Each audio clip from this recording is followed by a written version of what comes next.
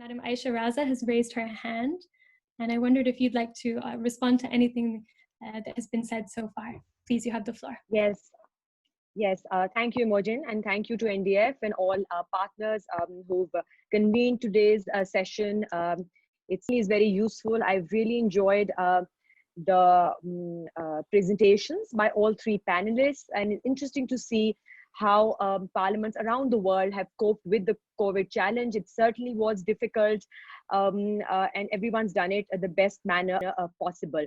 As a member Senate and as a chairperson of the Committee on Rules of Procedure and Privileges, I just wanted to share with you what I think could have been done better. I mean, there's certainly lessons to be learned for each one of us here. And we certainly should make the requisite changes to enable us to be better prepared for such emergencies, health or otherwise, from the Parliament's point of view in the future.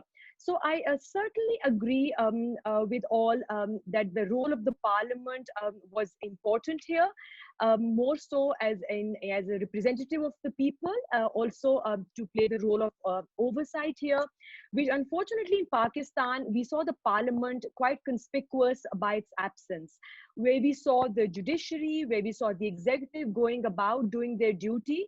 Despite the pandemic COVID challenges, we saw both the National Assembly, the lower house and the upper house, and failing to convene for over a month in the time, I think, where the Parliament really needed to step up to play its due role. So as the chairperson of the Committee on Rules of Procedure and Privileges, I know that the Chairman Senate had referred to us the possibility of holding a virtual session. And because we have a codified constitution, it did not. I mean, and most very, very senior legislators and lawyers in my committee thought that the constitution did not allow a virtual sitting. And I think that is something the Parliament of Pakistan and us legislators need to look at, to use technology to ensure virtual settings when the need arises. Also, I think the Parliament needs to invest in technology which allows better connectivity, security, face recognition, which other parliaments of the world have apps that allow voting to take place and so forth. So that's one lesson I think we clearly as legislators have learned here. Two, I think where our panelists, honorable panelists have mentioned how the executives amassed powers. I think we saw that happening in extreme measures in Pakistan, where we had the National Action Plan for COVID drawn up as a policy document for preparedness, containment, and mitigation, risk mitigation for COVID.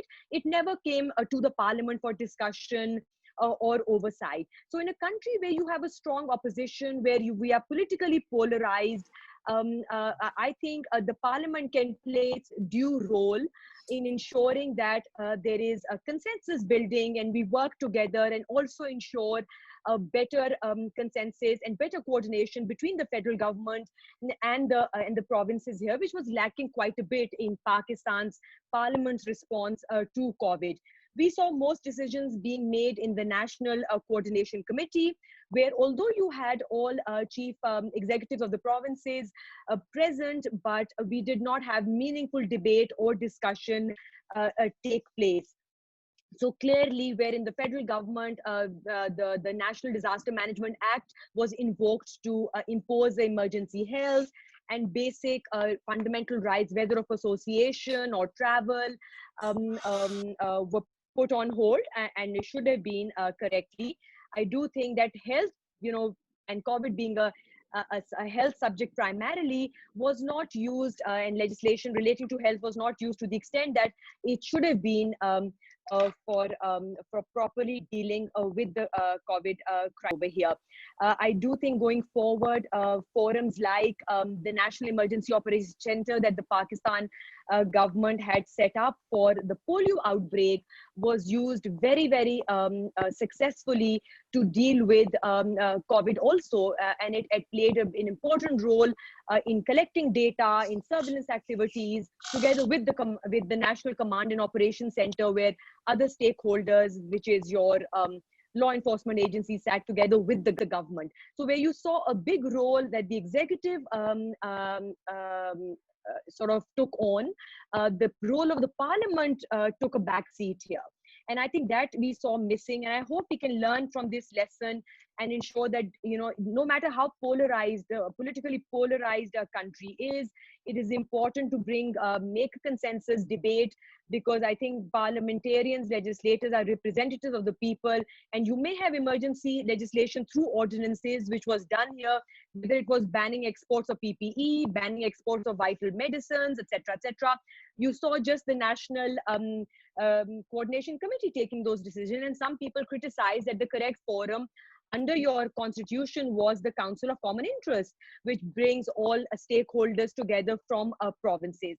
So yes, it's been an enlightening session, and I think we'd like it to continue to keep learning and put in institutional mechanisms to help countries cope with these crises. If this is going to be a new normal, which we see it being in the immediate future, I do think we need the role of the parliament strengthening more and more here.